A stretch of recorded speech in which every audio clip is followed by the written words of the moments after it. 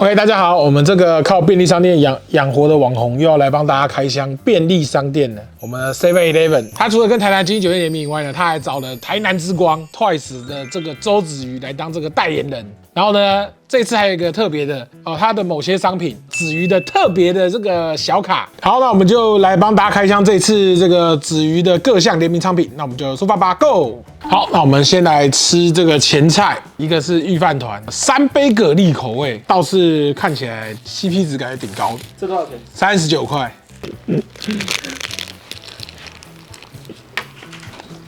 有吃到了，最中间有蛤蜊。如果所预期的蛤蜊应该不会很多，它好像夹在最中间。调味上算不错，3杯味蛮明显的，就是有点咸。但不得不说，这个39块，我觉得 CP 值算蛮高的。第一样前菜印象还不错，但重点这还是联名的，联名的它只卖39，然后还有点水平。起司火腿，这感觉也是蛮大众口味的。蛮好吃的。因为我最近也刚好有去 Seven 买面包，其实现在 Seven 的面包也蛮贵的，我觉得。对于整体的价格而言，这个55我觉得还算是不错的。我比较喜欢的味道，不会是那种太甜的咸咸的面包，我觉得蛮喜欢的。错，而且它其实算蛮大一颗的。可能有一般面包的1.5倍大吧。那在经过一个这个印象还不错的前餐之后呢，中间插播一下这个，因为这个比较难保存。这个是蜜梅心动冰沙，他买的这家呢，店员有点这个忘记了哦，因为他有一个专属的杯子，会有代言人的脸。那他用这个 CT 咖啡的杯子帮我们装，反正不是把我小卡坑掉就好。它还可以加这个，对不对？对，应该是奶球吧。算了，我不要再把它搞得更恶心了。我觉得它的这个味道，它那个蜜梅，你知道吗？一个是酸的，一个是甜的。我个人觉得有点恶心啊，要么是酸嘛，要么是酸甜，它是那个蜜的甜，就是这两个，我觉得味道好像不是很搭。就是它那个冻是那个茶冻，又有茶味，这3个味道，我觉得好像抽掉一个就会好一点。我说以我的口味，有些人可能很喜欢，也不一定。OK， 蜜梅心动冰沙没有让我心动。好，那我们接下来呢要进入我们正题了。有这个魔法小卡的3样商品，好，我们来帮大家开箱。第一样，拌炸鸡便当，韩式炸鸡跟一半的台湾的咸酥鸡，这个要119，价钱上看起来好像还可以。因为我上次开箱过，就是这个星级的，基本上都是差不多这个价位，119感觉是一个公定价位，而且我个人是觉得差的也不多嘛，好不好吃比较重要。我们先来吃一下这个台式的，它是这个台式的咸酥鸡。微波食品里面的东西的角度来看的话，我觉得还行，肉没有到很柴，然后重点是它这次的商品感觉好像都比较有质感，它的肉是有肉味，然后它不会说，比如说它拿一些很烂的肉，调味料加爆，然后让你只是吃到觉得啊好咸好怎样。虽然你说肉不会到很 juicy 嘛，那微波食品没办法，可是它的肉是有，我觉得是有肉味，淡饭配起来也还行。OK， 再来我们来吃吃看这个韩式炸鸡，蛮好吃的。他们味道都算是有到位，这个韩式口味就比较重一点。为什么你疯狂配饭？它是辣的，它是辣的。你不是说这一样吃下来没什么可以挑剔的？它的鸡肉我觉得品质算不错，以一个微波食品的鸡肉来说，吃到那个鸡的一点原食材的感觉，我觉得已经算是蛮有勇气了。淡饭什么的，我觉得它配的也蛮不错的。好，我们第2样来帮大家开箱的是韩式炸猪排起司双拼饭卷，这一道要89的，1、2、3、4、5颗。还有一个是黄芥末酱，一个是韩式洋酿酱，可是它没有很明显的区分出来。你先吃好了，你把这放松。或者说这道如果没有魔法小卡，应该会高几率出现在爱真实的那个名单上面。他不知道是不是韩式饭卷都是这样，它的饭卷的饭有点太硬了，它有点像石锅拌饭旁边那个锅巴。但如果我要买这个吃，我可能会去宁愿买旁边的那个寿司。韩国那个酱味都特别重，就是把那个食物的味道都盖成酱的味道。不知道是不是因为它有那种起司还是什么，就是整个都是一样的味道。它甚至连那个猪肉你咬下去都没什么猪肉味。这个也不便宜啊，这要89，我不如吃刚那个才多30块，那个食物正常多了。接下来是最后一样。摄影团队号称是最难买的麻辣奶油鲜虾意大利面，149块，哇，闻起来很香哎，奶油跟那个麻辣的那个味道。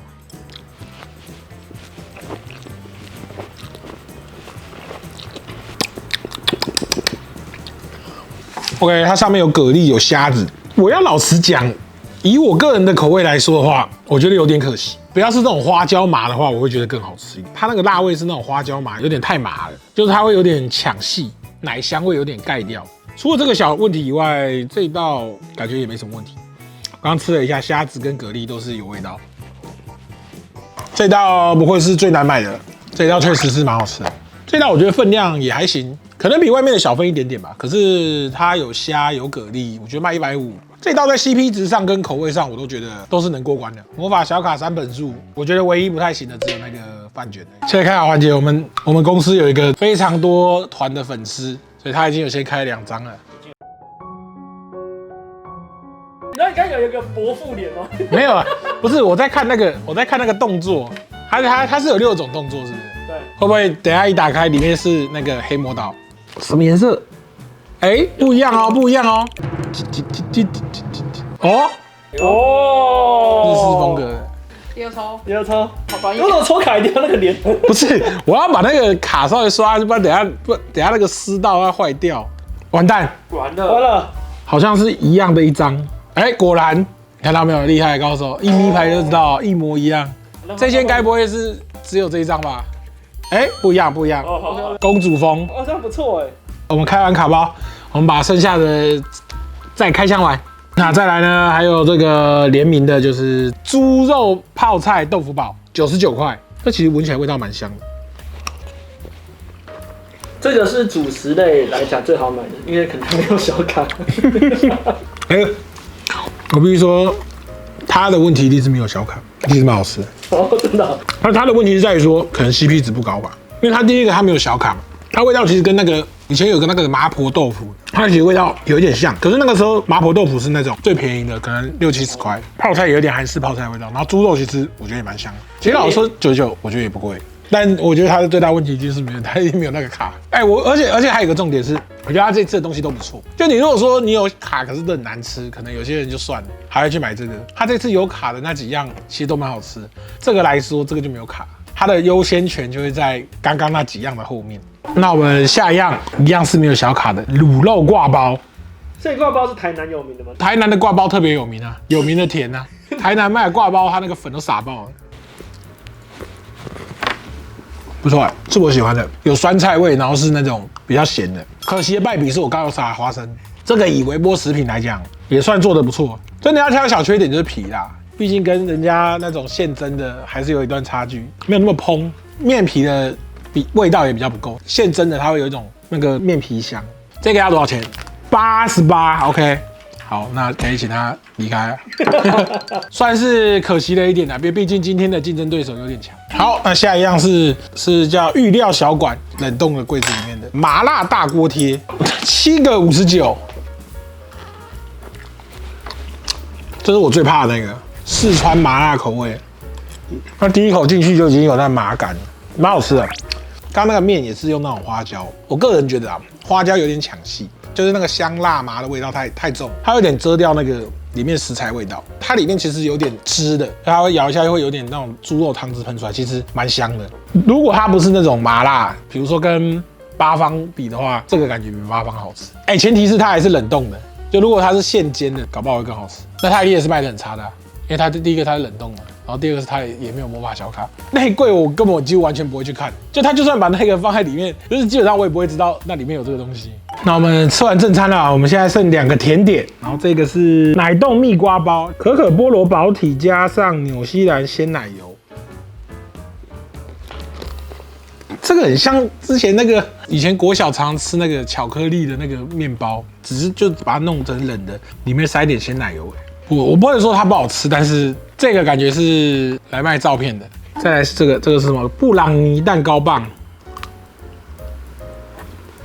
就布朗尼蛋糕，这个55是有点离谱了吧？你去外面吃个餐点，点个布朗尼冰淇淋，可能80，至少还是超大一个的。这个超级小，这可能一口塞进去就没了。然后这样要55块，还是它是这个工很难啊？他把它做成蛋糕棒这件事情，但不是，就算它真的这个很难，那也没有必要性啊。那你是在卖便利商店，你不是在酒店的 buffet， 然后要吃这东西呢？便利商店哪有人会做那种特别搞纲，然后卖特别贵，那也不会有人买单啊。行销策略又不是长这样子，所以我也不知道。里面的布朗尼就是一般般嘛，也没什么特色。它外面包那一层还甜的要死，我只能说以我个人而言，我不推啦。你想吃也不是不行的，甜点这种东西也不会难吃到哪里去。可是这小女生买回去，这个东西是，然后可能之后拿来放东西，什么口红啊。化妆品，对，他就直接把这个东西留着啊，那就还有子瑜的脸，这个还有点道理，这个包装蛮精致的，还有一个子瑜在上面。